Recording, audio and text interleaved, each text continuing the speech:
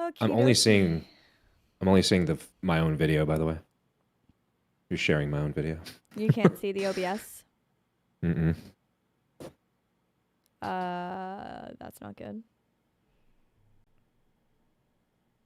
We should have tested that before we went live. I thought I was just looking at my own camera, but I am on both screens. Okay, one It's sec. just kind of weird. No, it's fine. Off to a great start. It's okay. It's not the end of the world. There. Wait. Hide. Open. There we go. All right, good to go. I just gotta let everybody know that we're live. That's all. Word.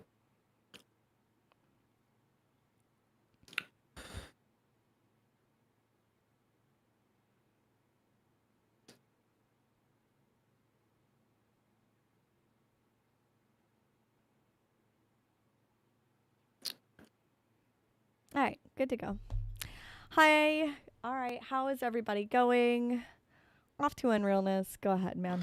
Oh, ladies and gentlemen, welcome back to the Red Rover Republic podcast, episode 4. My name is Unrealness, and of course, this is Millie Shushies, and let's just jump right into this. All right, man, let's do it.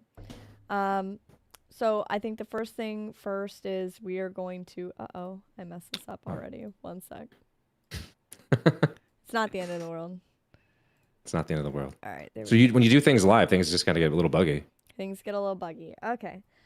First things first is the Supreme Court ruling on the administrative stay on the SNAP benefits. This is what I was telling everybody about, is that the partial funding for this, partially or fully funding, is against the law because it is not appropriated funds. It goes against the Anti-Deficiency Act. It says this in the court documents on the opposition of motion that was presented in court. So let me go ahead and bring that up now. If you guys aren't familiar with the case, it is Rhode Island v. Rollins. And so right here at the bottom, it is ordered that the district court's order are hereby administratively stayed pending disposition of the motion for a stay pending the appeal in the United States Court of Appeals for the First Circuit in number 25-2089 for further order of the undersigned for or of the court. This administrative stay will terminate 48 hours after the First Circuit Court's resolution of pending motion, which the First Circuit is expected to issue with dispatch. And that's actually signed by Ketanji Brown Jackson. Of all people, that must have been hard for her. But this is what I'm saying is that we never had enough funds to fund SNAP for an entire month, let alone 2 weeks. So what needs to actually happen is the Democrats need to come in and actually open up the government so you can get $8.2 billion worth of funding. And what else is not being told about this situation is that the Democrats aren't telling you that they have to pull from the children's school lunch program to fund this. They plan to pull quite a bit, like almost billions of dollars from the children's school funding lunch program to get this funding for SNAP. So how long was this? Or I mean, from the way I was gathering this funding wouldn't even provide everyone SNAP benefits, right? This would just be for a select group. So how could they possibly disperse that properly? They gave Donald Trump what, a day, maybe a day, in order to do this when they first made this initial ruling. Yeah, they basically, the order at the end of the court decision at the district level was essentially saying that we're only going to fund this partially. We're forcing you to fund it partially. We want you to fund this fully, and we want you to pull from as many programs as possible to fund this fully, which is way beyond the district court's authority. Them trying to tell the executive branch how to move funds and appropriations, one, is not part of their job. That's the legislative jobs issue. So on top of that, you have them telling the executive branch how to run the USDA. That is not up to the judicial branch, has never been up to the judicial branch before. So in their initial ruling, did they, I can't recall, but did they even give any reasoning as to how they thought they had the power to begin with? Who? The court that actually initially initiated the forcing Donald Trump to issue temporary funds to SNAP. Oh, of Did course. they Like give it? the district judge thinks that they have plenty of authority to tell the executive branch that, but I really do think that they're about to get slapped down pretty hard by the Supreme Court. They're going to wait on the First Circuit Court's order. That's what they were saying just now on that. Right. But a lot of people, and I've seen people talk about this online, that they're blaming Donald Trump for all of this stuff, but nobody's really looking into what was said in these court orders, and the opposition. If I could zoom in, it won't let me do it, but I'll just read this to you. In their proposed orders, the plaintiff appears to ask the court order USDA to unsuspend allotments and let the system run with full benefit amounts. Deposit full amounts on beneficiary SNAP cards, no matter the absence of fund for such benefits. But that is no option at all. That would be a blatant violation of the Anti Deficiency Act, a criminal statute, which is what I highlighted here in red, that forbids the United States from making such obligation without appropriation. So it's almost like they're baiting them into committing a crime. Like, and they Right. even make an additional argument in the opposition to motion on line 4. Finally, even if legally permitted, USDA could not both deplete long-term emergency funds and transfer billions of dollars from the children nutrition programs to support a full SNAP benefit. This is where the school lunch programs come from. So on top of the Democrats basically fucking up food stamps for everyone, they're also going to fuck up school lunch. So if your child wasn't able to eat at home and they were able to go to school and get something to eat, well, now they've screwed that up as well. So it says, even assuming both the children nutrition program funds, long-term emergency funds could freely move without limit, this result would be devastating. And they're saying it's going to disrupt the program for months if they issue out these funds partially. Yeah, it sounds like a paperwork nightmare. I mean, again, it's just this unrealistic time frame.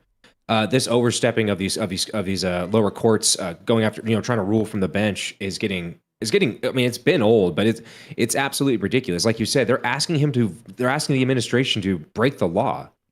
That's insane. You can't just move money that isn't allocated for one service to another. You can't just move money around all free willy.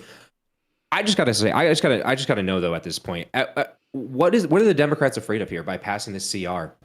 Are they worried they can't get any legislation pushed forward because they have no actual control? I mean, it might be true, but they don't think they can come up with some kind of bipartisan agreement to to get something out of what they want, because all it seems is like they're throwing a little fit because the big beautiful bill. That's it. It just seems like they're being childish. They're not even trying to go about this the right way, and they're willing to let people actually suffer no matter what.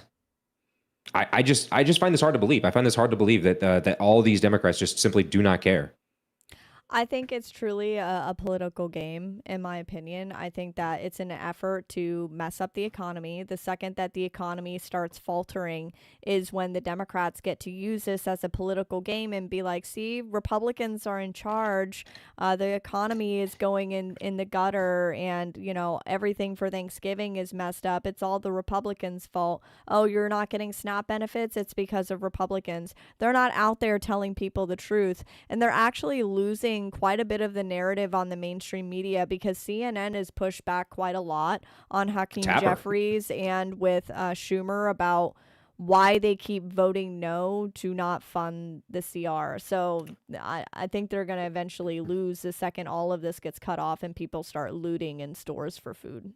I believe they lost the narrative, and I think it's pretty apparent when you see even not necessarily government officials, but major influencers in this space where they're encouraging people to have, economic blackout days, by any means, stop shopping for a day, make the economy hurt. So, I mean, if you hear that, the Democrats are obviously completely audience captured by their own radicals. They're doing this because they know that if they don't do this, the radicals might be violent. And we've seen suggestions of this from pretty much mainstream Democrat influencers.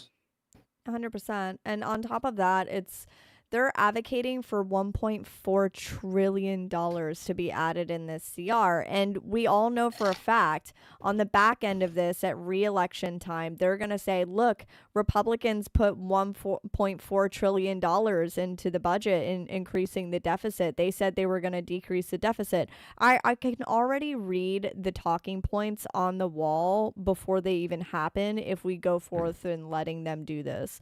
And I don't think they're going to win. I truly think that this is how the Democratic Party is looking right now.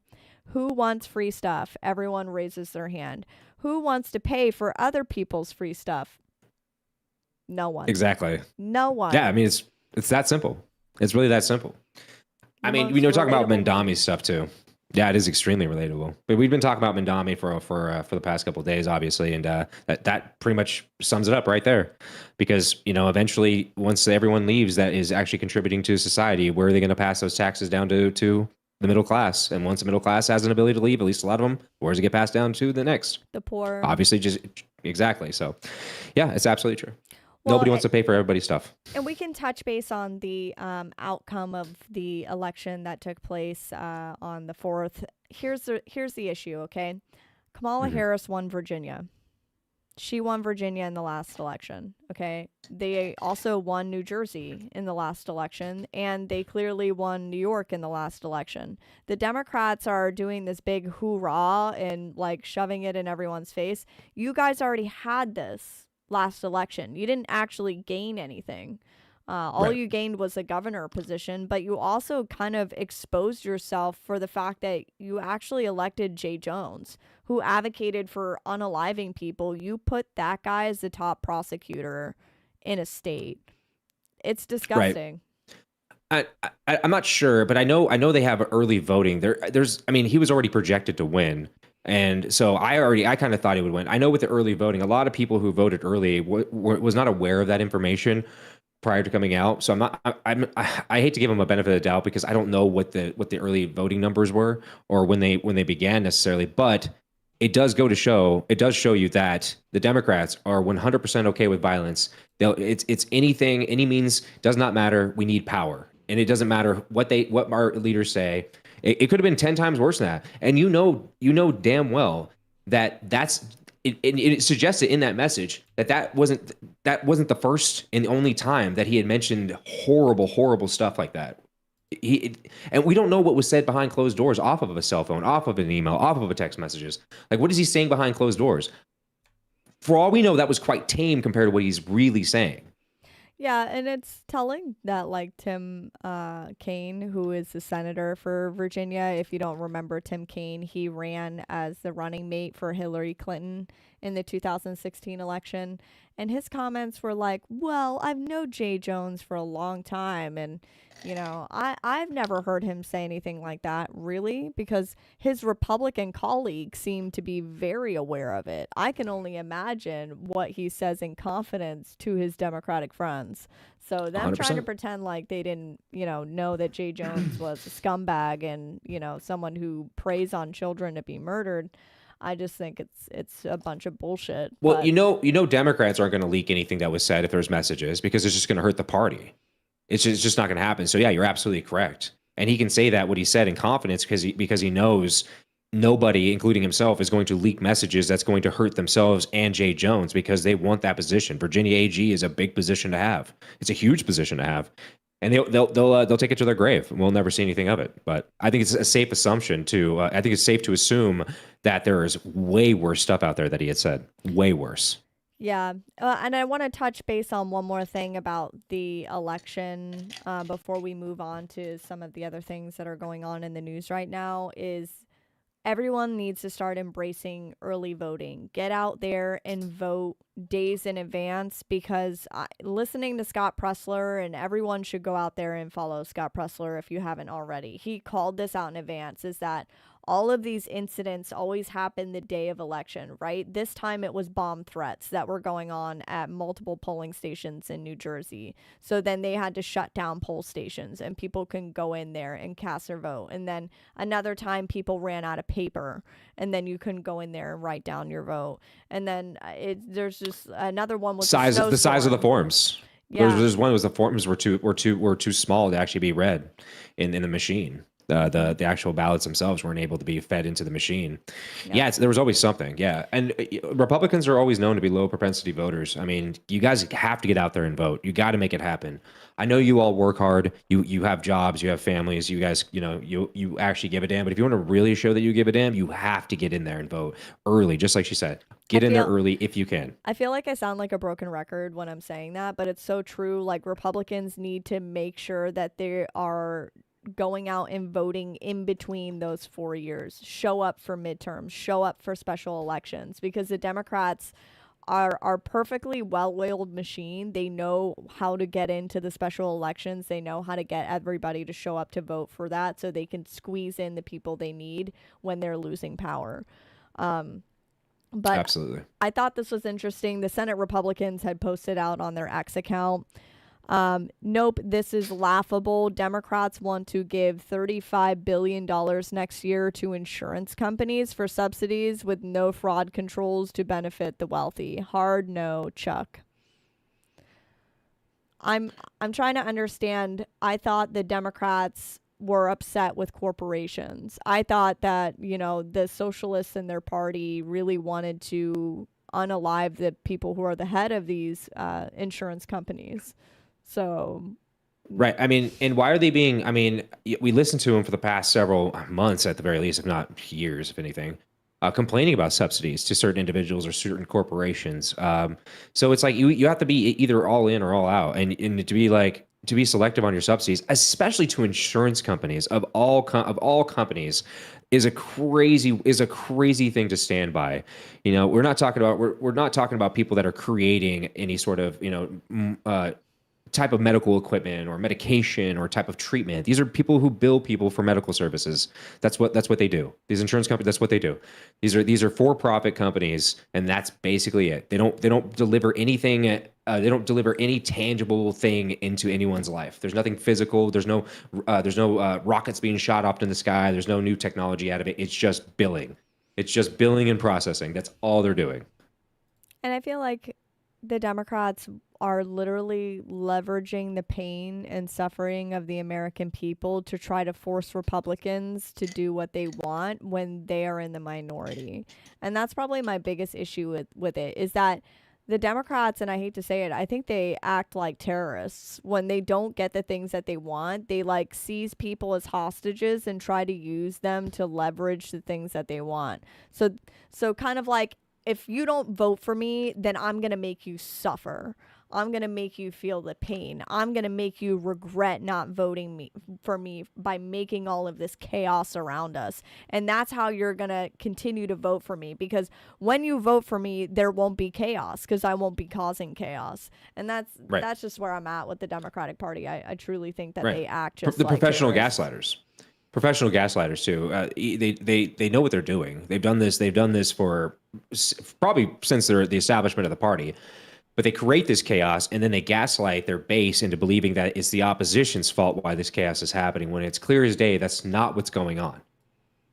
100%. I think that you and I probably experience this a lot during our live shows, is that we talk to Democrats that try to pretend that that's not what people have said and that's not what's going on. And then you turn around and you catch them in the act, and then they're like, well, I didn't actually say that.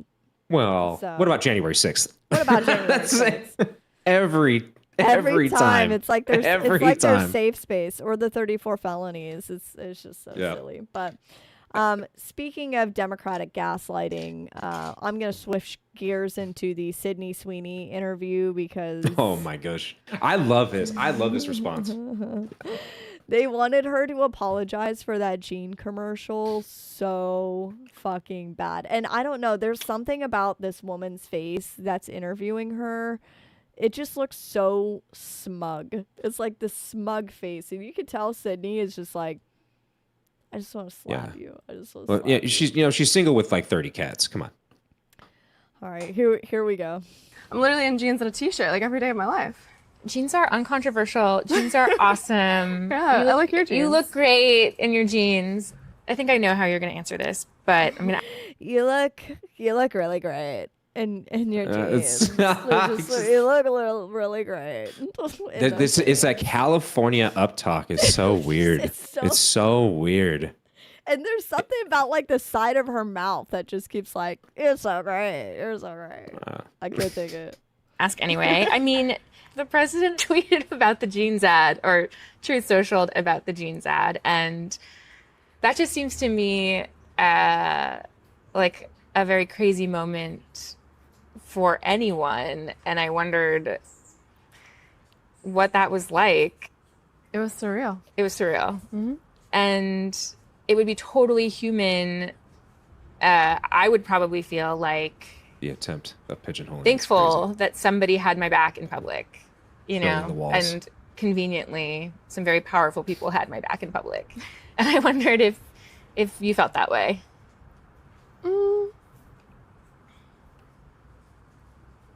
I don't think that it's not that that feeling I didn't have that feeling, but I wasn't thinking of it like that, or like of any of it. I kind of just put my phone away. I was filming every day. I'm filming Euphoria, so I'm working like 16-hour days, and I don't really bring my phone on set, so I work and then I go home and I go to sleep. So I didn't really see a lot of it. You've made a really good case for keeping your thoughts and your life separate from that work. But the risk is that, you know, there's She's a chance built that like somebody Vic Fuentes. will get some idea about what you think about certain issues and feel like, I don't want to see Christy because of that. Like, do you worry about that? No. The criticism of the content. Like, it's like 3 separate times that she keeps trying to like Yep. go around the bend. Like, can I just get you to admit that that was wrong for you to make that jeans commercial? And she's just like, Yeah, No. she's building the walls too, because these questions are already built. So she's building the walls around the pigeonhole itself in order to keep her completely blocked in, so that she has no real other answers other than to basically say, I'm sorry. Okay, I'm sorry that I existed and I made a commercial. So she's building. This is all strategic. This is all strategy. She knows what she's doing. but look at her face. Look at her face. She's just like, Well, she She's sees I what's know- coming. she knows it's bait, is what it is. Yeah, She's it's all bait. like, this is bait. This is such bait. Intent, which was basically that maybe specifically in this political climate, like white people shouldn't joke about genetic I don't know. superiority. Like that was kind of like the criticism, broadly speaking. And since you are talking about this, I just wanted to give you an opportunity to talk about that specifically. I think that when I have an issue that I want to speak about, people will hear. What a beautiful way to just dismantle anything that she was hoping to achieve, just crushing her. Because what was this magazine or this publication? American Eagle. Some- It was American Eagle jeans. No, I mean the interviewers. I don't remember who I think it's like was the gentleman's something or other, but it doesn't really matter because nobody reads magazines anymore, or definitely doesn't. The only reason why they're even known right now is because of that interview right there. She was hoping to get this moment, this gotcha moment, to get her ass out of that nothing tabloid or not tabloid, but magazine, and maybe after she looked like she was like almost in her 40s, maybe around there, 35. Maybe I'm being rude. I don't really care, but she was looking for this moment. This was supposed to be her moment to get that gotcha, to get Sydney Sweeney so she can boost her career into relevancy. That's all that was. That's really all that was. Well, I mean, I think people are going to remember this reporter, but not in a good way, because they're already starting to make memes about this that are going viral. So like forever, her face is going to be used as a meme. But there's just something like really smug about her face. It felt like listening to a condescending therapy session. Like, do you think that was wrong, and that like joking about white people's superiority genes was funny? Did you think that was funny? Yeah, it's the upspeak. And it also looked like she just opened the door to her house and to her 30 cats, and all she smelled was cat pee. That she had this locked in kind of sour look on her face, just hating life, just a sad human being. Hmm. All right. Before I think we get into the GOP civil war, because I think there's a lot of receipts that I have about that. That's a big one. And this is from Department of Homeland Security. Okay, so there was an incident with ICE where an immigrant allegedly had a seizure during an arrest standpoint. So I'm not touching the car. Leave me alone. Look what they're doing. first thing I notice is that he's seizing and his wife decides to jump on top of him while he's seizing. Yeah, and also his movements. I didn't notice this before.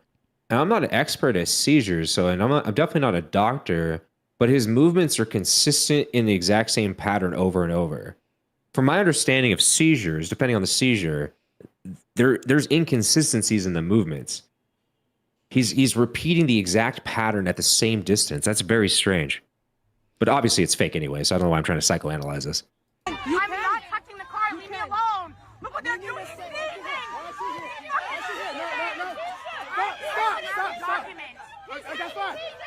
This is my wife.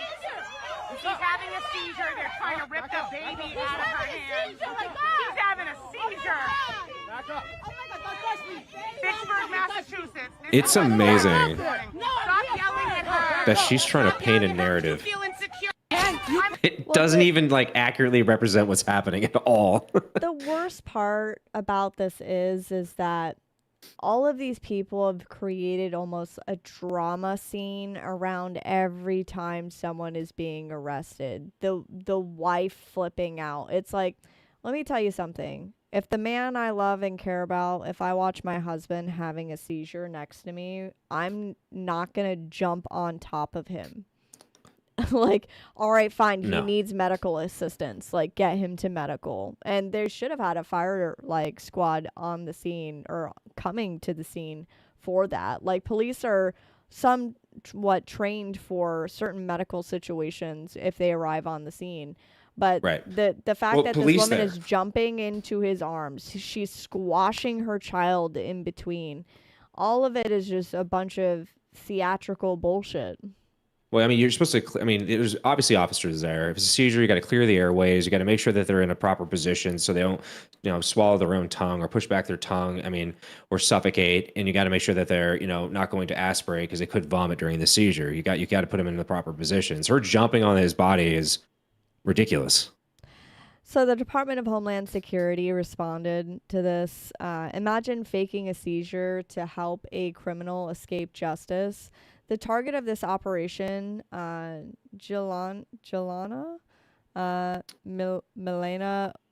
Ojada. I'm not even gonna try to pronounce Listen, it. you know what? You did can't it better keep than I up. would have. I can't keep up with some of these Spanish names. It is what it is. Is the worst of the worst. In August of 2025, local police arrested Ojeda Montoya, a criminal illegal alien from El Salvador, for assault and battery with a dangerous weapon after she stabbed her coworker twice with a pair of scissors and then threw a trash barrel at her.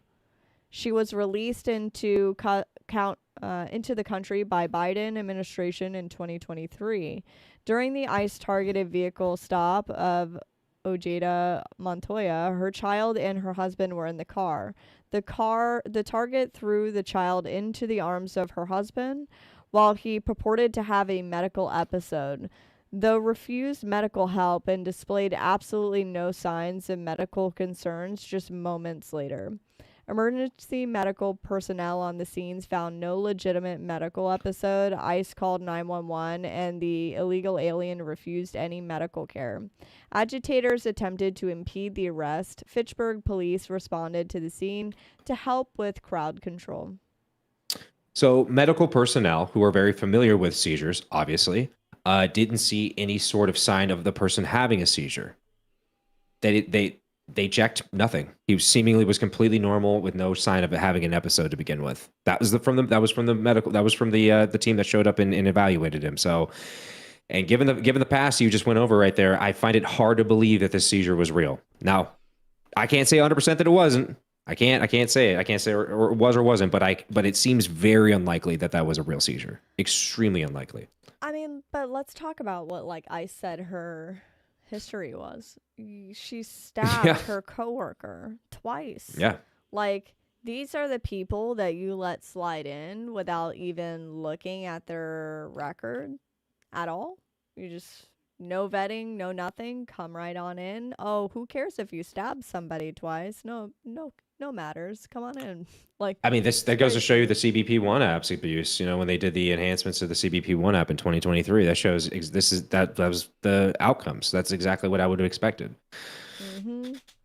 All right, guys. Well, without further ado, it is time to unpack the GOP civil war. Oh boy.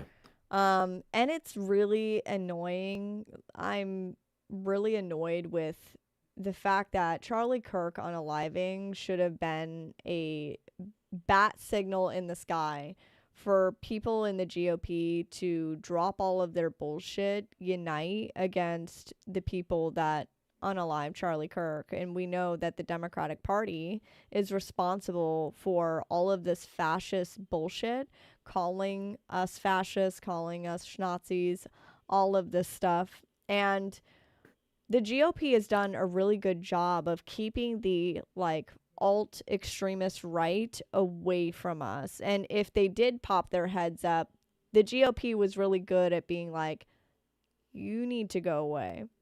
They wouldn't allow them to control the narrative. Yeah. Well, yeah. And we wouldn't associate that with them either. So like when the Young Republicans thing came out with all of those text messages, the GOP did the right thing to be like, we don't associate with those people, because the people who were in the KKK came out, tried to attach themselves to us, and we did a really good job for a long time of being like, we don't associate with these people. They're not even in our party. We don't tolerate them in our party. And now it's changed to, well, why not just adopt being Nazis? Like, why not just say like Hitler's cool? What? What? Yeah, it's like, it wasn't all bad. He drank water and he had a dog. People drink water. People love dogs. He's just like us. Yeah, it's just this weird copium move, and it's really just eating up everyone's energy and time. I can't believe we're at this point. I can't believe we've allowed the party to get to this point. Let me see if I can turn my mic up a little bit. Hopefully that's better. Maybe I have to speak a little bit louder, but. I mean, you sound good to me, so I'm not sure if they can hear you all right or not, but you sound perfect to me. So let's get into, I guess we'll start with the Tucker Carlson, because Megyn Kelly decided she was going to try to be a mediator in this thing.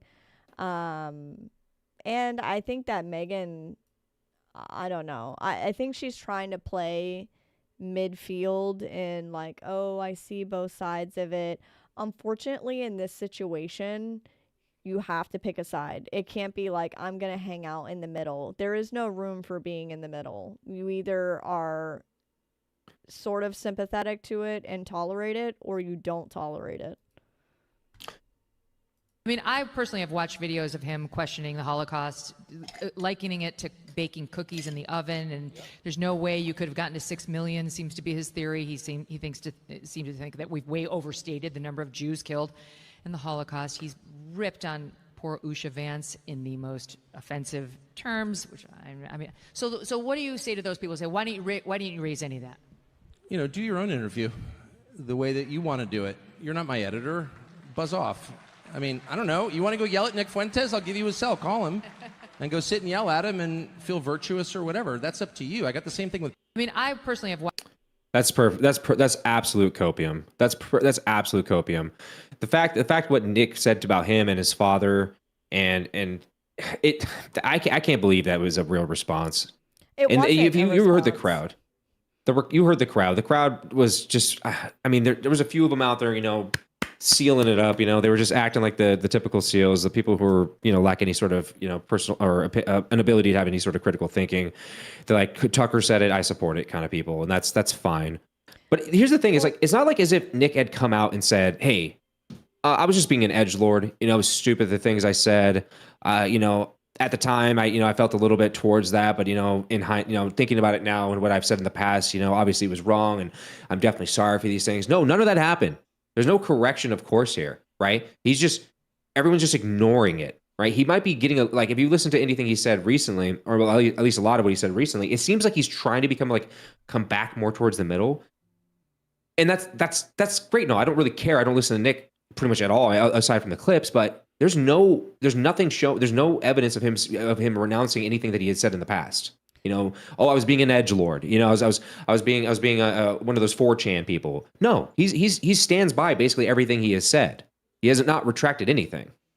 Well, and I think that Tucker is getting pushback from that interview because he didn't ask him any hard questions. So like No. his interview between Ted Cruz and him, you can tell the difference between Tucker nailing someone to the wall with questions versus him being like, I'm going to give you a little softball questions that kind of humanize you and let you like run around this little loophole of not actually having to address the things that you've said that make you look like a bad person that even the GOP didn't want to associate with you.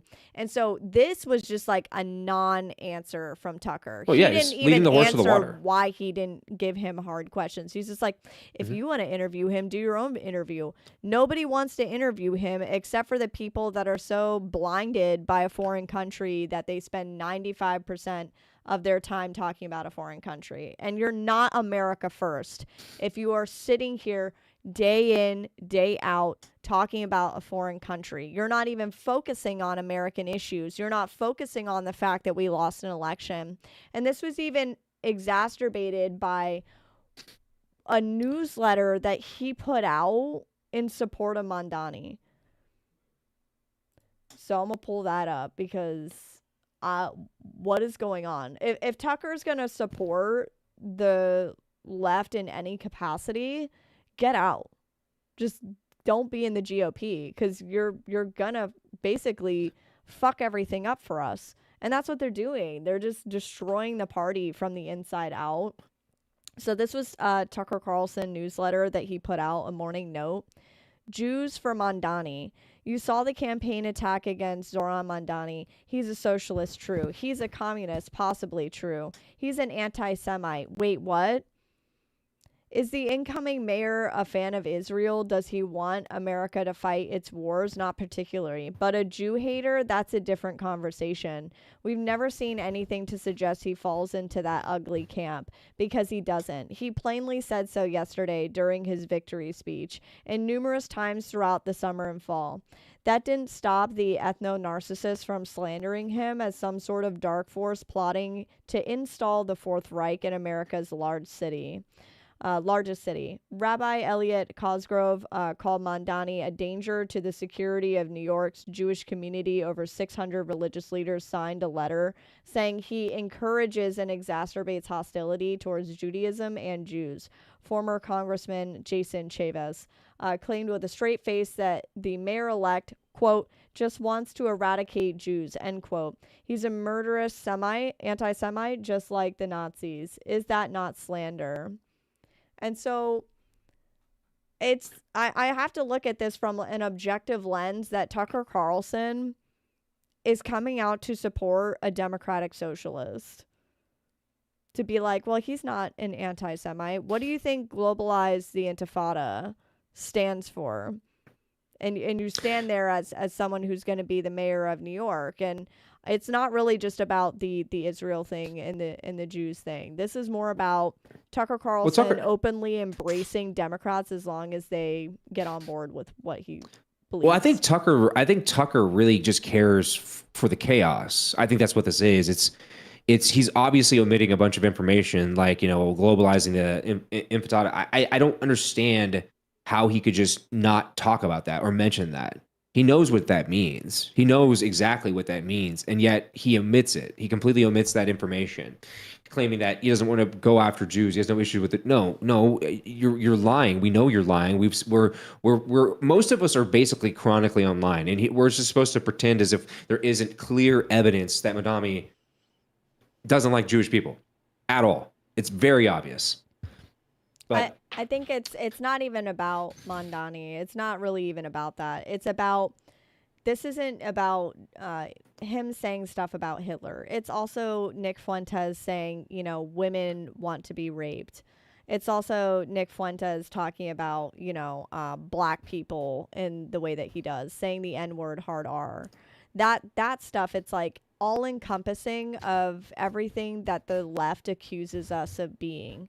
The last thing that we should do is validate the feelings that the left has about the right. And that's what's happening right now. Is like I said to you, I think a week ago, when the left goes too far to the left and they go extreme as possible, the last thing the right should do is embrace extremism, because in no way, shape, or form are you ever going to get independents to get on board with your movement embracing that. Because personally speaking, if I'm put up between two things, right, a man who tucks his dick between his legs and calls him a woman, or somebody who is a Nazi, defends rape, and you know, calls black people the N-word, I'm not putting my face on the party that embraces all of that. I'd rather put my face on the other side of the aisle, the man tucking the dick between his legs. Like, so why do you think so many young men, I mean, you look at his live streams, upwards of 50, 60,000 concurrent viewers on Rumble. Why do you think it is that so many young men are gravitating towards Nick? 4chan, Reddit. You think 4chan? 100%. I think Nick, it's I think it's disenfranchisement, and I think they're being disenfranchised in general. When you see that, you know, the schooling, the teaching, you know, critical race theory, looking at the world how it is, you know, and you know, it's just like, you know, when you're young, your mind is, you know, supple or bindable or mendable and easily manipulated. And you look to the future, you look at the housing market, you look at everything else, and you have this one person who's giving you the answer. Not that it's the right answer, but it is an answer of sorts. And I think that they gravitate towards that, especially young white men are gravitating towards that. And that's not good. That's not good at all. Well, I listened to the interview between Nick Fuentes and Candace Owens. I really didn't want to, but if I'm going to be a political commentator, then I have to, unfortunately, listen to these things to get an idea of what's going on within the party. And Nick Fuentes admits himself that 4chan is what radicalized him into his beliefs, because he used to work at Daily Wire. He used to work for Ben Shapiro. Then he said he was spending a lot of time on 4chan and he was spending a lot of time on Reddit.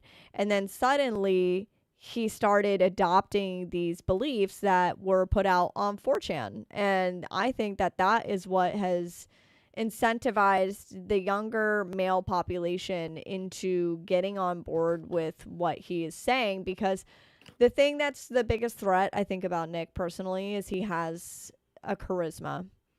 I think that he's somewhat funny. He has a personality, and those types of personalities make him somewhat relatable, no matter what is coming out of his mouth. And so I think that that's why the younger generation resonated with him, to be honest. Yeah, he's a powerful propagandist. He really is very powerful. And he's utilizing the world and where it's at now, and the struggles, especially, you know, again with like housing and everything else. You know, a lot. I mean, people in our generation, you know, they look at with the cost of a house, it's like a lot. It's a lot of money. And so, just like during, you know, Nazi Germany, when, you know, the economy was in shit because of after World War I. Everyone needed to point their fingers at somebody. They needed to make sure, you know, and they pointed at the Jews. They pointed at the current government at the time. They pointed at everybody, all these people, all these things. I can guide you. I can show you the way. And I think, not to compare him to Hitler, I'm not trying to do that, but it's kind of the same tactic, right? You're taking advantage of a situation where people feel helpless. You know, I'm about to graduate high school. What do I do now? Do I go to college for what? I for debt? To maybe get a job that can maybe pay me, you know, $25 an hour, maybe. You know, it's like he's taking these kids who are in a place of hopelessness, and he's weaponizing that. He's giving them somebody to blame. That's what he's doing. Well, I think that, like I said, the Democratic Party has capitalized on the infighting going on with Republicans, which, like, I never thought that this would be the issue that's going on with us right now. This particular issue with the GOP has been very very annoying. And unfortunately, they capitalized on the fact that Republicans were too busy worrying about a foreign country while the Democrats were capitalizing on what do Americans need? Let's talk about healthcare. Let's talk about, free this, free that. All of that is very appetizing to people that can't afford anything. So, of course, they're going to go out and vote for you. Majority of the population is poor. So, as long as they keep running on, oh, we're going to give you things, I'm going to be your Robin Hood, keep voting for Robin Hood, that was more appetizing than what the GOP was focused on, which was foreign aid. But Yeah, I mean, Kamala did try. I mean, she, with the first time home buyers, the business thing, she tried, but it was obviously holes in her. It was called out early, and the whole country was involved, right? So we have a lot of these people that are very new to New York. I mean, most of New York isn't even New Yorkers, right? I think like only 40%, around 40% of the people that live in New York City are actually people that are native in the area. Not just from people from who are foreign or abroad, but actually just it could be people from the inner portion of the country as well that have just moved there. So, and then you got a lot again. They're just like Fuentes. They're taking these young kids who feel like they're in a place of hopelessness, and they're offering them a solution, even though the solution's stupid. They know they can pander to it. They know that they can use that emotion to their advantage, and that's exactly what they did. And they were successful. At least in that situation, they were very successful. 100%. So I'm going to play Ben Shapiro's kind of rebuttal because, like I said, Megyn Kelly kind of did this interview between Ben Shapiro and Tucker Carlson, and she kind of interviewed them separately. And like the whole time, it's almost like she has no idea what's going on, or at least has not even looked at X or anything going on in the political realm, because she seems to be completely lost on even the things that Candace Owens is saying. For example, Candace Owens. I think that what Candace Owens is doing right now is evil. It is evil what she is doing right now. Okay, and I say that again. But what? Because like I didn't opine on whether it's evil or not, but my position is it's really none of my business. And why is it? But I have a question. Why is it none of your business? I mean, you comment on these things for a living. I'm not mother of the internet. No, but if this were on the left and somebody were accusing Charlie Kirk of his wife having murdered him, I assume that you would be talking about it. Is that what Candace is accusing Erica of? Yes. Of murdering her own husband? She's accusing TPUSA insiders and other members of the right wing, including Seth Dillon, of being involved in the murder of Charlie Kirk. Yes. Okay. Like I said, I don't take in that content, which is an honest statement. I don't have time to watch Candace's show. I believe you. But the point that I'm making is that what I understand friendship Candace should to not, have in our been business, I think it's important. Listen, See, already she's like, I had no idea that was going on. Really? Well, you know now, and so now knowing this, what do you think? Instead of actually engaging and being like, "That's horrible, that's crazy," she's trying to downplay it while playing ignorant. I don't think she's ignorant. Okay, like let's be honest. Megyn Kelly was like a top news anchor for Fox News. Well, I mean, playing ignorant. No, I know, but that's what I'm saying is that we know she's playing ignorant. I don't think anyone believes that Megyn Kelly was just this dumb and had no idea of the things that Candace Owens is saying. Candace Owens is running the #1 podcast right now, so her being like, I just had no idea that she was making these claims. I had no idea that was going on. Yes, you did. Let's be honest, girl. Like, if you didn't know that was going on, do you really deserve to be a political commentator? Because you would just not be listening to politics at all if you had no idea that was happening. Well, she's commented during this whole thing on things that Candace had said or was representing at some point in time. But conveniently, you don't know about this part. That seems like a pretty big, interesting gap. Like really, really convenient that this is the one thing you're just not very familiar with. You don't have time to watch her show. Oh, okay. Okay. And I think that, her being like, it's none of my business. Politics is your business. This is politics. You're a political commentator. How is this not your business? Your business is to be engrossed in politics and to report on the news and report on what's happening. So either you just admitted that, one, you either know nothing about politics, or two, you have no business being a political content creator if you're not able to capture the actual news that is going on here. But the Candace Owens supporters have come out and been like, Well, she didn't actually say Erica was involved, and I don't think that her supporters can connect the dots, okay? Erica Kirk is running TPUSA. She was the head of TPUSA. She is the owner now of TPUSA. So if you're sitting here at Candace Owens the entire time saying TPUSA is lying about Charlie Kirk's death, TPUSA is responsible for Charlie Kirk's death. Somebody in TPUSA set up Charlie Kirk's death. You are saying in a backwards way, without saying it outright, that she thinks Erica Kirk somehow played a role in this. And so I'm just going to finish this interview real quick, and then we can dive into kooky Candace. No, and Candace friendship and I are should not not friends. trump. We don't even know each other. I understand, but even with Tucker, friendship should not trump our manifest requirement to speak out when people do and say things that are both detrimental to conservatism and morally wrong. Okay, so I don't totally disagree, but I think the way of handling that, at least for me, is much different. So I saw things go south between you and Tucker. And so I'll let you commentate on that, and I'll follow up. Well, she's acting as if this claim, like, as if this isn't a big deal, and that's what's bothering me about this.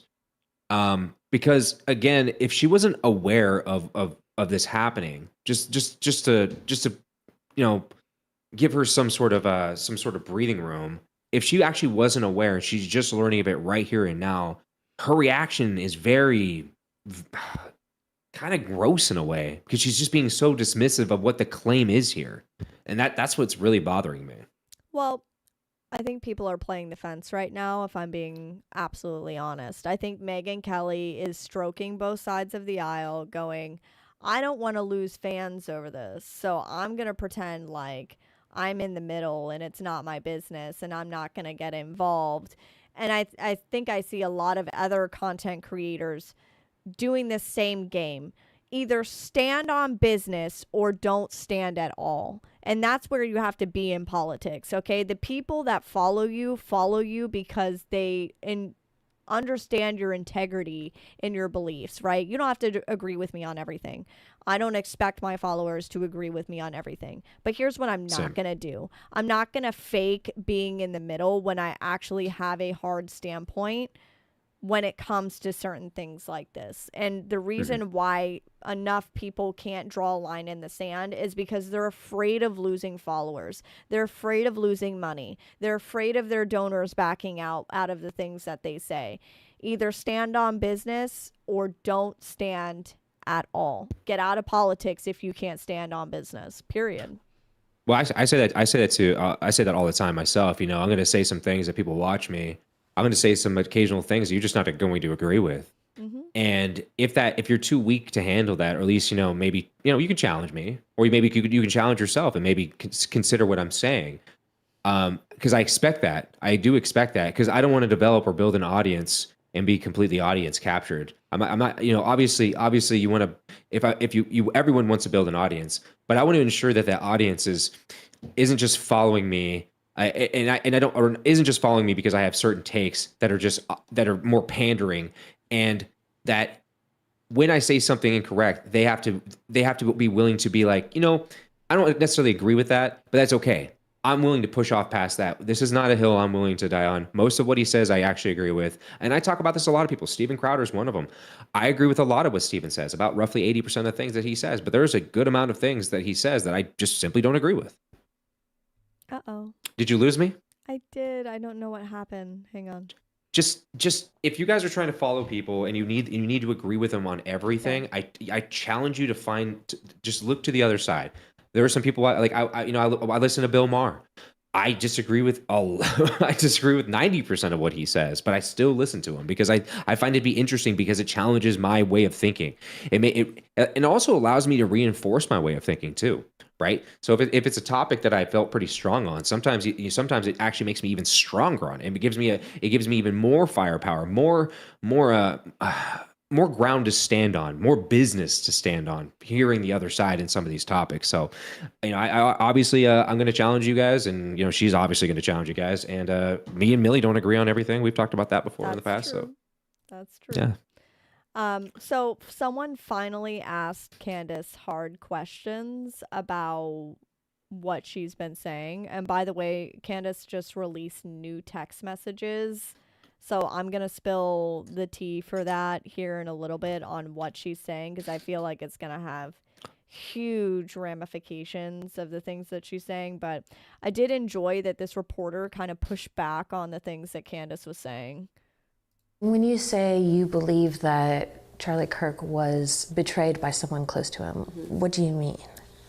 I think that in the coming weeks, there's going to be a lot of financial reports that are coming out. And I, first and foremost, do not believe that Tyler Robinson killed Charlie Kirk. I want to be very clear on that.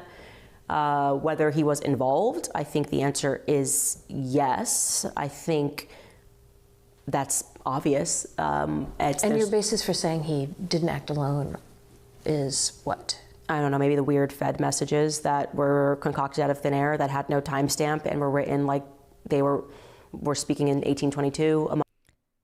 Just really quick, I want you guys to make a mental note about what she's saying about the release of text messages with no timestamp, because that's about to be very relevant in like five minutes or less. Among other things, their lack of an ability to answer any basic questions about what took place. But do you have any proof that the messages were made up? Because that would be easily proven. Yeah, but they didn't put timestamps on them, and Discord came out and said they didn't exist. This was supposedly text messages, not Discord messages. It's my understanding from the indictment. I actually did not read that they were text messages. The indictment calls them text messages. What would it be like the feds are like on a computer, like typing it out? So just so we're clear, Candace Owens didn't even bother to read the indictment. Okay, I'm just saying this is why this trial needs to be publicized. They better not give this man an ounce of fucking privacy. I don't care about his privacy. This is about debunking the conspiracy theories around what happened with Charlie Kirk, because this woman couldn't take 5 seconds out of her day. She calls herself an amazing researcher, but couldn't manage to read one indictment.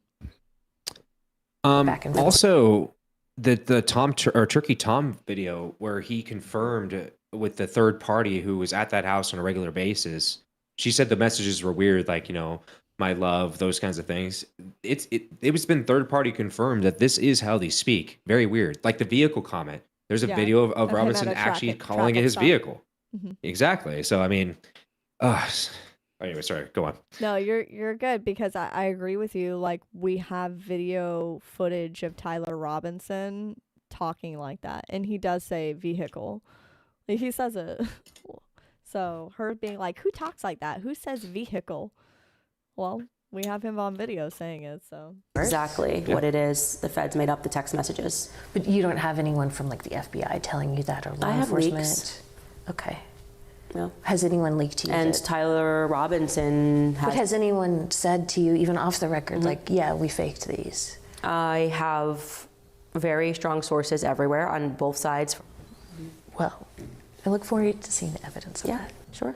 Because when we keep talking about evidence, it's like, who's going to present that evidence? Like the mainstream media?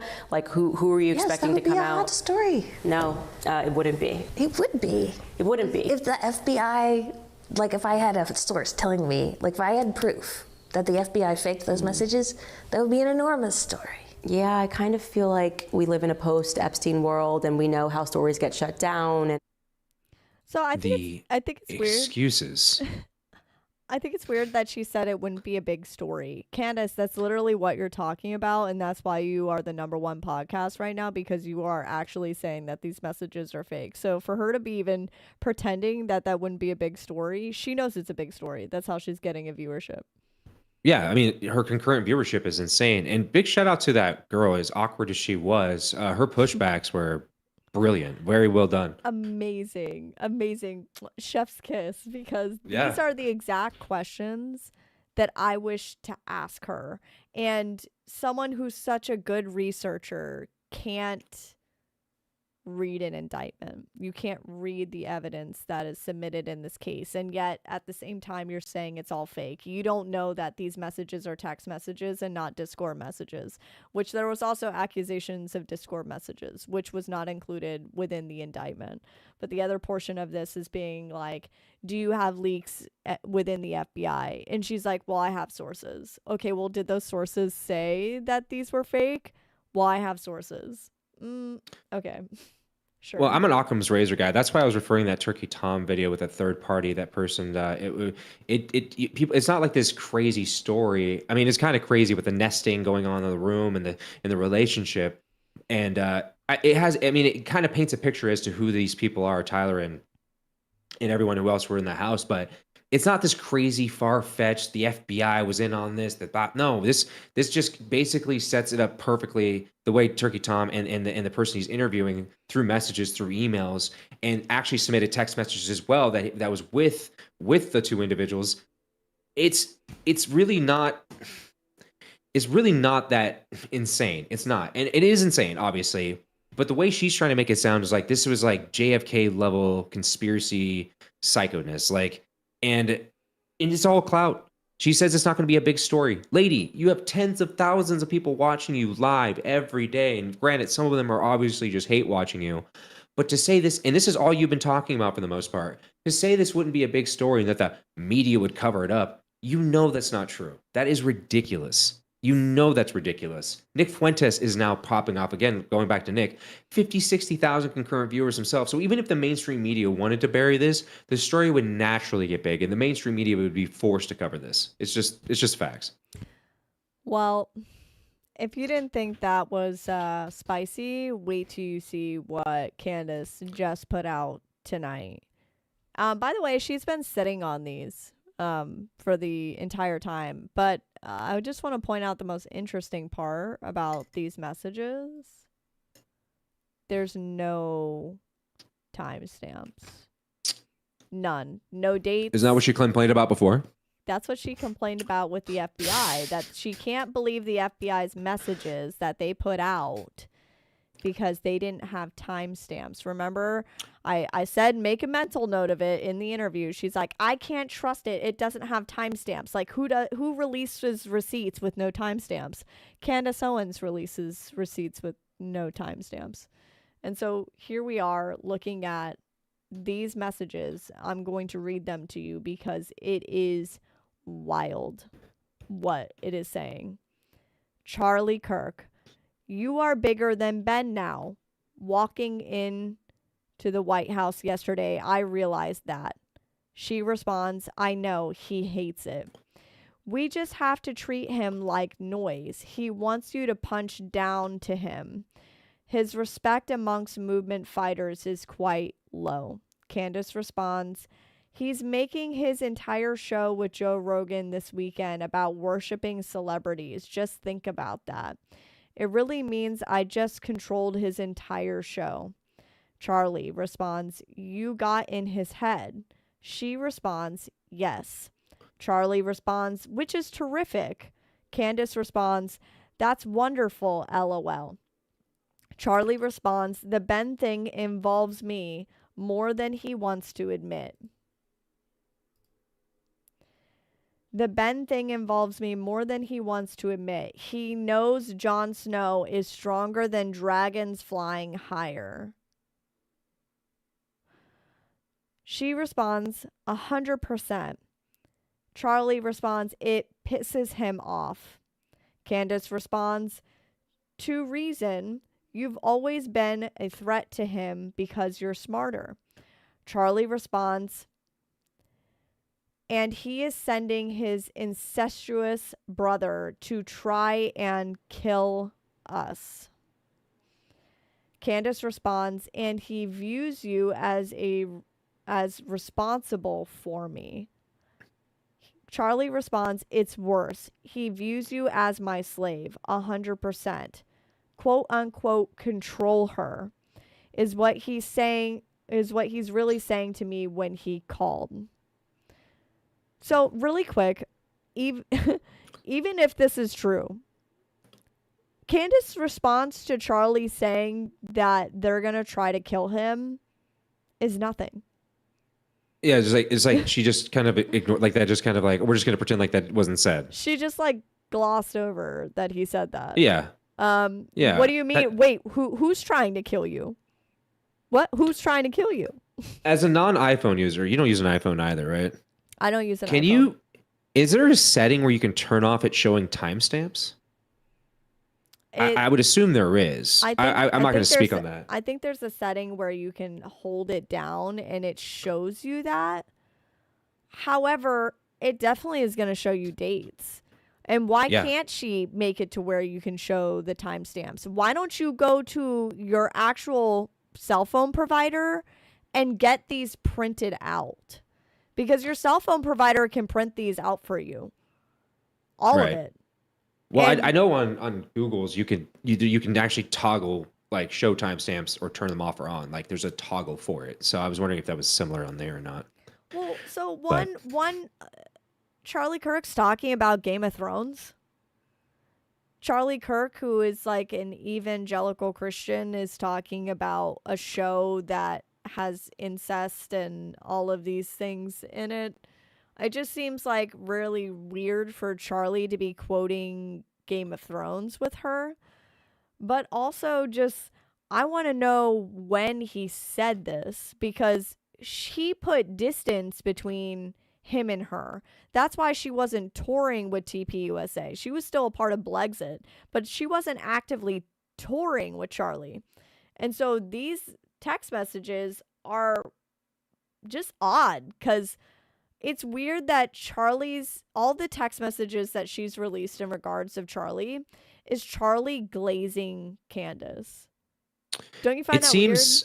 It seems it would like it'd be very easy. Yeah, very weird. But it seems like it'd be very easy. And I think required, if anything, it should be required that, like you said, for her to reach out to the cell phone company to obtain these messages, the raw versions of these messages. I think it should be required. Well, she could because do that. It's not hard to fake this. You can change. By the way, you don't see a contact phone number that's being blurred out, right? You don't see a contact phone number. Not that I would expect her to show the number, but you don't even see that where being blurred out because that's how iMessage is set up. What's stopping her from using a secondary phone and just typing these messages back and forth to herself? Again, there's no timestamps. There's no indication of this message even coming from somebody else's phone, or at least from Charlie himself. There's zero evidence. There's nothing. This is a nothing. And here's the thing: it could equally be all true. It could. I'm not saying there's a 0% chance that this is completely fake, but it does make me ask. It does raise a lot of questions, very similar questions that she would probably ask had she had been presented this. She'd probably be asking even more questions, as a matter of fact. So if she were to see somebody post this and show this, she would deny it. She would 100% say this is crap. Where's the timestamps? Where's the raw data? Why don't you present us the raw data? See, she's always constantly moving the goalpost. So I don't think we should give her any room to breathe. If she wants to move the goalpost on, I have inside sources, I have this, I have that. No. You need to provide every bit of evidence, and that does require direct phone message or records from the cell phone company itself. I'm trying to look up exactly if iPhones show timestamps for text messages. So let me just... But maybe this is what she's hoping for. I mean, she's been really rolling on this for a while. Maybe she's hoping there's questions. Maybe she's hoping that it keeps getting pushed forward. And perhaps if these messages are real, she does actually have the real receipts. So she's milking this for everything it's worth. She's really just every day. This is what it's been about. So it says, yes, iPhones show timestamps for text, but they are hidden by default and require a swipe gesture to view. How to view individual text stamps. Open Messenger app, select the conversation you want to see for timestamps. Hold and tap the screen, then swipe your finger to the left.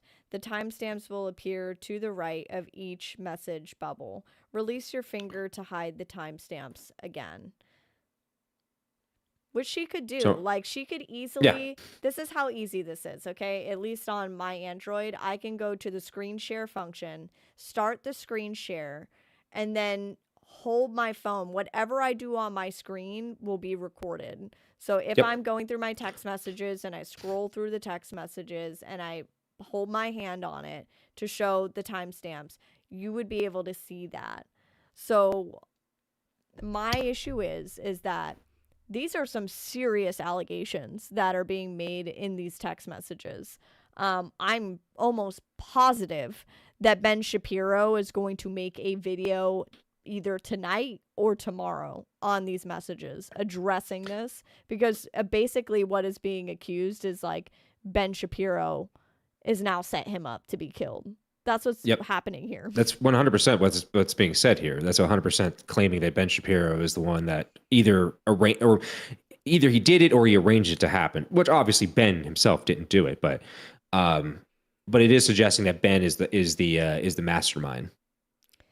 Yeah, I think I don't think he's going to respond tonight. I think he'll do it the first thing in the morning when he does his show. He's gonna lead with this topic. This is wildly out of hand. But the thing is that, so Candace, you sat on this for weeks. So when you initially did the text message dump like a couple weeks ago, I think it was 2.5 weeks ago, she released like the first messages. Andrew Colvett did confirm that those were true. She said, Andrew said that those came from his phone, by the way. The group chat messages came from his phone. To my knowledge, I don't think Andrew Colvett has confirmed that these text messages are real, and neither has Erica confirmed that these text messages are real. And it is very odd because the last set of text messages Candace released, he was glazing her the whole time. Like the whole time, Charlie Kirk is just glazing Candace. And she's like, I know. I'm the next big thing. And then the same thing in these text messages, which I think is weird. Again, he's like glazing her. And then he just pops in like, Ben Shapiro's going to kill me. His brother's going to kill me. They're going to try to kill me. And then Candace is just like, he just views you as responsible for me. That's how you respond to your best friend saying that someone's going to kill you? Yeah, she definitely just glazed right over that, just like right past her head. Like, what a crazy thing to claim, and then move back over to let's talk more about me. I'm so great. I'm so powerful. I'm so awesome. It's like what narcissism weird at its highest form. It would be like if I were messaging you in a private message and you were like, I'm worried that OM is gonna take me out, and I'm gonna be like, the first thing I'm gonna do is read that and go, what? Huh? Wait, where'd you get that? What do you mean that he's gonna take you out? What are you talking about? No, he's gonna try and kill me. What? Tell me more. I mean, not just that. OM. If I say like, not only is OM going to do that, but I don't know if OM has siblings, but OM and his brother are going to try to take me out. See, that's added detail there. That is, I think that at least begs the question. What? What? That's it. Like, what? How am I supposed to believe that that's just going to get completely glossed over and ignored? Gloss over. Anyways, back to me. Yeah, back to me and how great I am. Back to me. Oh, but I mean, it doesn't even end there, because now, and I said this from the beginning. I said it's only a matter of time before Candace starts attacking Erica Kirk. It's only a matter of time. Now she's saying that Erica Kirk needs to step down from TPUSA.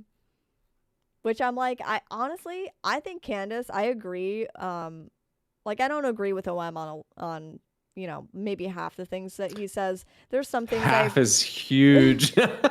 Listen, me and him, okay, listen, maybe like 65%, okay? It depends on what time of night, okay? Love him. You guys went to war the other night, I heard, so. Love him to death, okay? Still friends. Yeah, love him to death. Still gonna be friends. However, him and I were talking about this not too long ago over the fact that Erica, it wasn't going to take long for Erica to start getting attacked by Candace Owens. It didn't take long at all. And I agree with him on the fact that I think Candace Owens was in love with Charlie. I think that she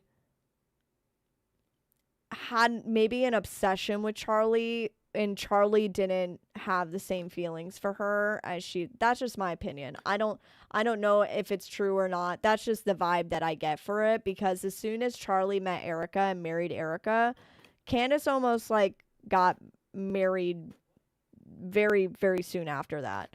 And her husband like admits that they didn't really even have any romantic dates or anything. They just kind of like he said it was just a feeling, and they went and got married. So I can't blame him for not reciprocating those feelings. I mean, the fact of the matter is, looking at those messages, it was all about me. Look at me. I'm so good. I make him nervous. I'm so big. I'm so popular. Like I don't care how pretty this girl is. I wouldn't give her back those feelings. That's crazy. But what a psycho. It's kind of it's like this obsession, and like I don't know if you've heard recently the accusations that they're now making about Erica. And I don't know if Candace made this accusation or not, but I know that her fans have made this accusation saying that Erica Kirk is involved in child trafficking. That's what she's saying. They're also saying that she had some, possibly having an affair with JD Vance. Those are like the new rumors that her followers have put out about Erica, but then she kind of goes into this in their own way, and I appreciate that. But just some grace would be nice. So I think it's a gracious answer, and I think it's a gracious request to, assert first and foremost that people are doing this because they care and they care about Charlie, and also this was a traumatic event that the entire world experienced, and also the reason why the internet is investigating is because the feds aren't, and not only are they not investigating, they're telling some pretty obvious lies, right? Number one being that he was shot by a 30-06 and stopped the bullet, when in a normal circumstance, it would have decapitated him. Like a 30-06 will decapitate someone. And because they've been so ridiculous. Just really quick, for viewers, you can go look. MLK was shot in the neck with a 30-06. So yeah, there's a lot of factors here. She's not a gun expert, for one, and neither am I. But I understand that the age of the bullet, the amount of grain in the bullet, the distance. There's a lot of factors here that she's just completely ignoring, and she knows there's some factors. I know she's not that dumb when it comes to this. There are plenty of experts that have gone over this situation and have explained the possibilities as to why it wasn't just this giant explosion. It's you have to be just willing to do 2 seconds of research. I mean, it's really not that hard. I jumped right into it. Like, why wouldn't I have done that? Oh, it could have been low grade. Oh, the bullets could have been really old. Oh, the distance could have been a factor. Yep, there's so many factors here, and bullets do the craziest things. They do the craziest things when they hit things. They can go up, down, left, right. You never know. Yeah, so I think that her making the claim that it would have 100% decapitated him. I mean, it didn't decapitate Martin Luther King. Martin Luther King was, shot, maybe not in the exact location, but he was shot in the chin and the neck. So, like, right here. And it went, like, right through his, you know what I mean? But, like, it stayed within the body. Same thing. So, these people just, like, make these claims, but without ever researching, like, you can do this through gelatin. But gelatin isn't the same as, like, going through a body that has a spine. You know what I mean? There's bone, there's calcium, there's all of these, you have muscle on top of that. So that's just my opinion on it. And then gaslighting us by being like, you're dishonoring Charlie's legacy. People are digging their feet in the ground because it's just disrupts us spiritually to watch something like that and then be told like nothing to see here. Now, here's what I will say about her request to consider the people that were there that day. The people that were there that day experienced a trauma because they watched Charlie Kirk die, or maybe they didn't see him die, maybe watched him get shot, heard the shot, who knows what the exact specs are. This is where it's going to be really hard for Erica to be a CEO and to be somebody who is a widow at the same time, right? Because the messaging that is coming out of Turning Point USA, so this is Erica in her CEO and her chairman capacity, has just been unacceptable, right? It can't be both. It can't be, okay, everybody, we're gonna keep going, and Mikey's gonna take over for Charlie at his Liberty event that he has, which is gonna be sold out. And Turning Point USA people who are directors of faith are gonna be telling you like Mikey's got what it takes. Here's what blah blah blah, and then Mikey's gonna tell stories about that day, go on his show multiple times. Andrew's gonna talk about it. Everyone's gonna talk about it, and they don't want to talk about the stuff that we care about. Like this is what it means to have a podcast, right? You can't want fame only on your command. This is kind of the Meghan Markle thing, right, that we talk about. And I'm quoting this to Mikey McCoy. It's like everybody wants to be famous until you're famous, okay? We want privacy now. Well, it doesn't actually work that way. You don't get to be like, I want to marry you and I want to be a princess and then become a princess. You're like, well, I don't want to be a princess, right? It's kind of, you got to pick one or the other. So if there were turning point individuals who were so traumatized that day and they needed to go away, I mean, I had to go away for 2 weeks to collect my thoughts about the trauma that I saw having watched it. And a lot of people I know that had to take breaks. I had to take the show off the air for a couple of days, and they just, needed time to process. It'd be a little bit different. Actually, it's almost came across like they needed zero time to process, and they were kind of annoyed that the world needed time to process. And then the things that they were telling us were lies. We were able to factually debunk things that we were being told. And then you've got people like Tyler, who's featured in this, Tyler Boyer, who you're the chairman and the CEO. Tyler Boyer is a sexual deviant, right? Why do we have to give, because he was at the hospital, give him grace? It's like, no, this is this is now what's at the head of the company. Charlie's not there. We want to make sure. There's so much to unpack. So much claims there. There's evidence. Nothing. There's been nothing provided other than you suggest that you might have some people on the inside and the outside and all around on this topic, and yet you provided nothing there. Questionable messages outside of the ones prior to that weren't in itself damning. I mean, it obviously can lead one to believe or to think that, it can lead them in that direction of thinking, with Israel's involvement and all that jazz. But it still wasn't enough to guarantee that was a thing that happened. It's not even close. It's just suggestive. Evidence. She's proven. I don't understand what she's getting at here. She's 100% gaslighting. That whole statement right there, the last 30, 45 seconds was just nonsense. Well, she's telling Erica, hey, you should probably step down because, it doesn't seem like you're capable of answering all these questions. Candace, you created the chaos around her husband's death. You are the one who started creating all of these conspiracy theories and then pressuring a widow right after her husband dies to immediately give you all of the answers that you seek because you demand that of her, because it's all about Candace. Fuck Charlie. I'm going to stand on his grave. And, if you want to see the text messages, tune in next week. I have this group message, but don't worry. 3 weeks later, I'm going to give you another cookie. I'm going to give you a little crumb. I'm going to do this little crumb trail. I'm not going to give you all the evidence because I can't profit off of giving you all the evidence at once.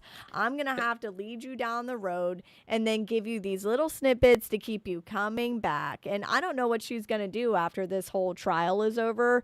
I don't know how long you can spin this conspiracy theory before you would have to move on, but I put full credit to the GOP war and the infighting, specifically on Candace Owens. She will be the downfall of the fucking party. She is not, and I'm going to say this very, very confidently, she is a fake conservative. This woman started off as a Democrat doing doxing pages. She was a liberal and then eventually just kind of put her mouth on the red pill for 5 seconds, but now she's right back to doing liberal shit. She doesn't give a fuck about the GOP. What she gives a shit about is grifting, and I think that her husband is her handler. Her husband is best friends with Andrew Tate. Andrew Tate has an entire Hustlers University scam that he sells to all of these men, telling them how to manipulate women so that you can use these women for money. I think that's 100% what Candace Owens' husband is doing with Candace. Go out there, Candace. Say whatever the fuck. Just say it. Make us money. Go out there and do it. That's what I think is going on. Just dance around certain language that way you don't get banned. Or sued. And pretend to be conservative. Pretend to be conservative because you're gonna be able to get more and more viewers and more chaos you create, and not just from people who hate you or love you, but from people who hate you. Money is money. There's no such thing as bad publicity, apparently, right? As long as she doesn't go as deep into the rabbit hole as Nick Fuentes did with direct racial comments, or racist comments rather, you'll be just fine. You'll be protected. I mean, Candace Owens can say whatever the fuck. It doesn't matter. The damage is already done. The damage that her, Tucker, and Nick Fuentes just did to the Republican Party, we'll be lucky if we don't lose a generation worth of elections, because everyone's going to be like, well, look what these people are saying. They're on your side of the aisle. Why do you let them say these things? Yeah, I think it should be very obvious to those who watch. Again, I really hope some people have a little bit of critical thinking skills. If like you said, she's leaking all this stuff out incrementally, because if you dump it all at once, You get one paycheck, but if you drip it out a little bit over time, you can get a bunch more paychecks, right? You can it's min maxing. Yeah, I think if you're not asking your question as to if Candace really had tangible information, real evidence, this or that, everything she's presented, I can't even talk, presented has been stuff she's just been holding on to, right? With these messages, obviously these messages aren't new. Charlie's been gone. Why doesn't she present these messages before? So again, you should be asking yourself these questions. Why hasn't she just done a giant information dump? She doesn't even necessarily have to do a video. I think a video would help. Just make some kind of Google Doc where anybody can access them. You know where everything is. You have everything on your phone, don't you? If you really cared about this or really cared about Charlie and it wasn't about money, you would just drop all this information. But that's not what this is about. It's 100% about clout. It's 100% about grifting, money, fake conservatism. That's all this is about. Yeah, that Tumblr you see, that blue Tumblr that says CIA, which stands for Candace Incel Agency, that's a $60 mug. And so in between all of her like Good conspiracy Lord. shit, she's like, and make sure you go to my website and buy my shit. Make sure that you all of the donation money that I'm getting to fund all of these other programs, make sure you click all of this shit that makes me a bunch of money, because that's what this is truly about. I'll finish off this and then we'll sure that this company is going to be committed to truth. We want to make sure this company is not going to be telling us that we can't care about this or not be focused on that, because we need to decide whether this is still the same company. That's what it means, right? Is this still the same company? And so I think with the McCoy thing, everyone wanted a stage until you got a stage, okay? And people started going lie, right? Case in point, Alex Clark wanted to do the Wall Street Journal thing until I caught like this little lie. And it's like, what are you saying this thing about Catholics? That's not true. Okay, take the stage or don't take the stage, but it can't be in between. And then suddenly, when the public turns against you, I don't want a stage anymore. That would be my response to that. And I do not have any sympathy for Rob McCoy. I have no sympathy for Mikey McCoy. I have no sympathy for Tyler Boyer. I think telling the truth is a very easy thing to do when you have a microphone. And if you don't want to tell the truth, it just makes you look more suspicious. And I can give you an example of that. That's the example of that. I personally think that TPUSA is going to wait till the results of the trial. I think they're going to wait until Tyler Robinson is proven guilty. And then once that happens, if this dumb bitch hasn't created too much reasonable doubt, thank you for handing the defense all of this reasonable doubt for them to shove in there. I think that's when TPUSA is going to follow through with the lawsuit on Candace. It would make sense for it. It would make sense because it would give them even more ground to stand on.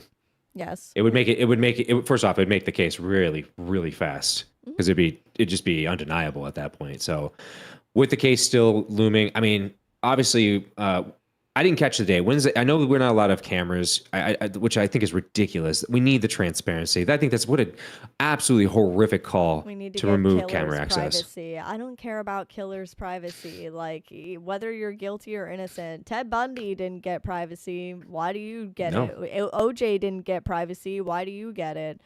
So they need to make this not private. They need to make this publicly available so that everyone can watch Candace Owens' lies be debunked in real time with actual forensic, with DNA evidence, with fingerprints. When I did that interview with Officer Tatum, he was talking about, the fact that he's got people in law enforcement that he's spoken to, and he said the amount of discovery is insane in this case. Even in the pretrial, the judge, the defense, and the prosecutor said, we're going to need extra time to process all of the discovery that is in this case because there is so much discovery, which means the evidence is overwhelming against him. So... Well, imagine us too. I mean, now we're going to have to sift through all this. When we're discussing this, we're going to have to get the written documents where it'd be far easier as we're going through these topics to be able to be like, just play the audio, hear what people are saying. What did this attorney say? What did this witness say? It would be so much better. And I think we deserve that. I think we deserve that level of access. I think the Republicans, TPUSA, in general, we deserve to see this trial happen in real time. Yes, and I think that his father is going to be called to testify. So we're going to hear from Tyler Robinson's father what happened. We're going to hear from the friend that recognized him and said to his father, hey, I think this is your son. And we're going to see, you know, the boyfriend's going to end up testifying. The boyfriend already spoke and said on record with police, yeah, I did see him even engraving the bullets. So, I mean, just, I don't know what the response is, because TPUSA is probably also going to be going up on the stand as well in court and making comments about what they saw on the day of. So what's Are you Candace are you gonna buying do? the ignorance claim? Are you buying the ignorance claim though? Just as a quick side, Who's ignorance? I mean, watching Tyler's etch those bullets and not saying or doing anything, just like, oh, this is just a normal I think he behavior. knew. You had to have. I think Had to have. there's no way. Okay, listen. Like, if my husband's doing some shit in the house, then I'm like, Yeah, carving why, bullets. why are you playing with bullets at your desk? I mean, don't act like carving a bullet is something that would be something you could do quickly. I mean, you'd be sitting there scraping into that bullet for like a period of time, unless you had like a special like soldering, you know, utensil to do that. Like, it wouldn't be something you're doing at your desk quickly. You'd be doing that for hours. Yeah, if you had like a diamond, if you had like a diamond or something, you could sit there easily cut into your Yeah. casings, your brass casings. So I don't believe I didn't know. And I think that's why Tyler sent those text messages in the way that he sent those text messages. I think that he was going to try to lay out a case where his boyfriend wouldn't get in Protection. trouble as an accomplice. Because even if they say he's ignorant of it, he wasn't ignorant when Tyler texted him the day of the shooting and said, yes, it was me. I'm still running from the cops right now. The boyfriend still didn't come forth and say anything, which automatically makes him an accomplice, because you were made aware that he committed the murder. You were made aware by the killer that he committed the homicide. You didn't go to the police and turn him in. That automatically puts you as an accomplice. Well, I think that they thought that they got rid of some messages and they were discovered quickly because they didn't realize the power in which how deep the FBI can go. And I think they were exposed, and they said, "Hey, we'll give you a deal. We'll give you something. We just need to make sure that we make Tyler go to prison for a long time. For a long time. You're still going to get in trouble. You're not getting off the hook because we don't think that you did the killing. But if you don't work with us, we're going to make sure you sit in prison for a couple of decades for being a conspirator in this murder." Yeah, and then there was this other conspiracy that was going around about Tulsi Gabbard that was put out by the New York Times, and Candace Owens got behind this New York Times article, which I thought was funny because in the interview that you saw earlier when she was talking to that blonde girl, she said, well, we can't believe anything that the mainstream media says. We can't trust the mainstream media. But you're regurgitating New York Times. So the New York Times made an article about Tulsi Gabbard's office, and that somebody within Tulsi Gabbard's office said that Kash Patel told Tulsi not to investigate foreign influence into Charlie Kirk's death. Which I went and read that article, by the way. The source, as always, is anonymous. Close to the White House, which is the homeless man who lives really close to the White House, suggested this. It's just the anonymous source. Trust me, bro. Trust me, this happened. I don't have any proof that it happened. The source won't come out and say it on the record, but... Yeah, the fact that people just take this as at face value is really disturbing to me too. Like, yeah, I understand we need to protect certain people's identities, especially given depending on the circumstances. But to me, I remain skeptical until people actually, put their face, put their name, put their, credentials behind it, their credibility. Otherwise, it's just white noise. I'm starting to believe that Candace Owens is getting paid by the DNC to fracture the Republican Party. Like, look at Tucker defending Mondani. Candace Owens going into this conspiracy theory that would fracture the GOP. Candace Owens standing behind New York Times and the things that the New York Times says. all of that is super sus. It is quite suspicious. Yeah, I mean, money is trading hands. I mean, all over the place. I don't know who to trust. Conservative creators. We were just talking about this prior. There's a bunch of liberal creators all posting the same image, basically saying the same thing at Donald Trump standing still while the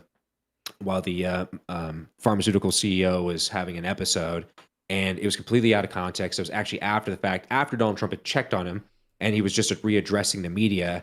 And it was just clockwork. I have a mile-long screenshots of Harry Sisson and all these other liberal, obviously bought and paid for commentators. You know, Brooklyn Dad. You know, you know the usual suspects. All these people. Yeah, if you guys think that's not on the right, if you don't think that's happening, if you're not being manipulated or propagandized to from people that you think you align with, well, I highly encourage that you look at the other side and you'll recognize patterns. And these people all behave the same. So don't be surprised if the money's all coming from the same pot, no matter what side of the aisle you're on. Yes. It's time for the meme of the week. Yes. MySpace is crazy. MySpace. So the White House put this out. They went and made what's called My Safe Space. That's amazing. My safe space. The amount of effort that went into making this webpage is fucking hilarious. Democrats have shut down the government for 38 days, 1 hour, 8 minutes. It has a timer at the top. It's literally a timer live counting. That's crazy. And then the ad on it is Trump RX. The head of the page is the Democrats shut it down. Male, 55 years old, Brooklyn, New York. Last working day, October 1st of 2025. And it says about me. Oh my gosh. Hey, we're Democrats in the House and Senate. We love DEI, transgender for everyone, and handing out taxpayer benefits to illegal immigrants. We couldn't care less if our men and women in uniform get paid or if our neighborhoods are safe. We just love playing politics with people's livelihoods. Heroes, anyone who identifies as a radical leftist, transnational gangs, and illegal immigrants. Who would I like to meet? Honestly, we couldn't meet enough members of Antifa or illegal immigrants. They're so awesome. Nicknames. You know, I'm thinking about this. I'm thinking about the song. We glossed over the song really quick. What I've Done by Linkin Park. I'm singing the lyrics in my head right now, and I'm like, this is actually gold. Obviously, I'm not gonna sit there and sing them here, guys. Google the lyrics to What I've Done by Linkin Park. It's actually a really good play. I like that. That's a good play. Nicknames: Sombrero Guy, Timu Obama, Dollar Store Obama, Chuck E. Cheese Obama. Chuck E. Cheese Obama.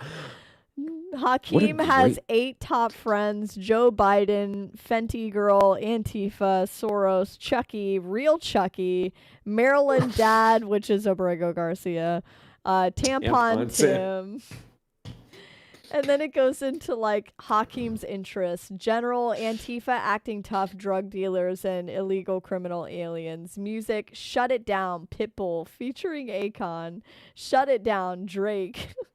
Money, Money, Money, Aba. Money for Nothing, Dire Straits. Stay Woke, Meek Mill.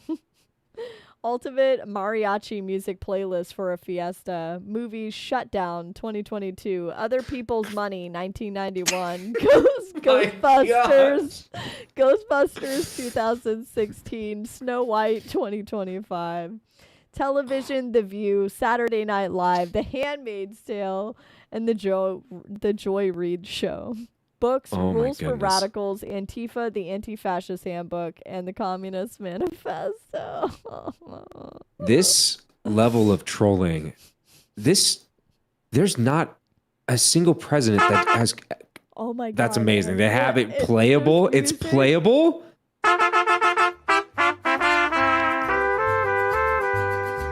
That's amazing. That is incredible. That is incredible. Yeah, we're not going to see this level of trolling out of any future White House ever. This is just not ever going to happen. Never. Oh my God. Look at that. I like that there's a Trump card as a link on the top there. The Trump card. Did you look at the links there? That's great. Home, Trump RX. Click it. What's the Trump card? No way does it take us to the gold card. And it's oh, Millie. Let me can I send this to you on Discord before we wrap this up? You got to see this. I was at the liquor store, just looking for my weekend spirits, and I saw this on the shelf. And I don't know if you've seen it yet, but I want to break this to you here. This is literally what I saw on the shelf. Maybe I've sent it to the wrong account. Let me make sure I'll send it to both just to make absolutely sure you see this. Got you. Absolutely sure. I gotta All right, check here we out go. all the other functions here. So this was on the shelf. I've never. It kind of adds to this troll. Go ahead. It's on you. It's in there. It's on your. I sent it to your Discord if you want to pull it up. Okay, 1 second. Let me just. Which one though? Hold on. Both. I sent it to both. Okay, good. Okay, Yeah. I see it. No way! Oh my god, that's so cool. Hang on. Yeah. True Reasonably priced as American. well. Reasonably priced. It's Reasonably it's priced. $40. I mean, for bourbon, I think that's pretty for much, that size of yeah. bourbon. I want to say that's a liter. I can't recall if it was a liter or 750 mils. I can't remember, but Not bad. Donald Trump's face on Mount Rushmore. I should have got it. I should have picked it up. They would never let that happen. It was a mid shelf. It's a mid shelf whiskey at the liquor store. Can we be honest? Name another president that has accomplished the things that Donald Trump has done. Donald Trump has been able to secure deals with NATO. He's been able to secure trade deals throughout the world. He's been able to bring about the end of 8 wars now. I mean, I just don't... I haven't seen another president be able to accomplish half of what he's done, including tax cuts, including stopping the transgender bullshit in schools, the transgender... Oh, speaking of which, there was another Supreme Court ruling, by the way, saying that the students in school do not have to address anyone by preferred pronouns. They cannot be forced to do that.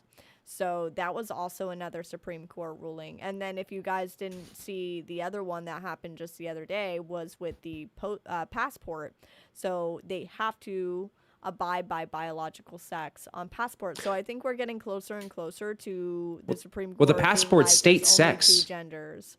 As a passport holder, it doesn't state gender. It literally states sex.